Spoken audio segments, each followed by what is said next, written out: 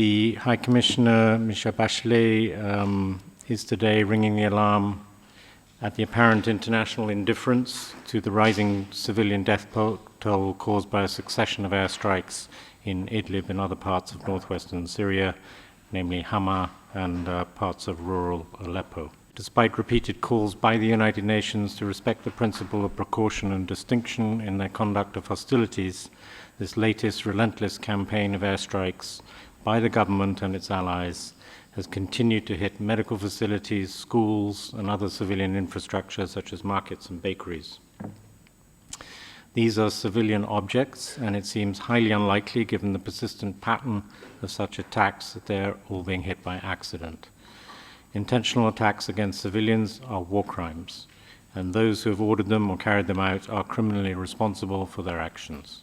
The High Commissioner is saying she's concerned that the continued carnage in Syria is no longer on the international radar.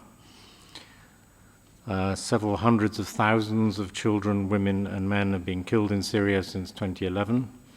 As the High Commissioner says, there are so many casualties that it's no longer even possible to give a credible estimate.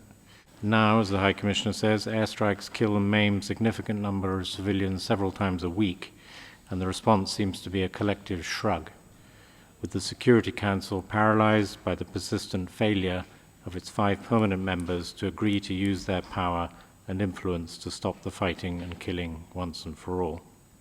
This is a failure of leadership by the world's most powerful nations, resulting in tragedy on such a vast scale that we no longer seem to be able to relate to it at all.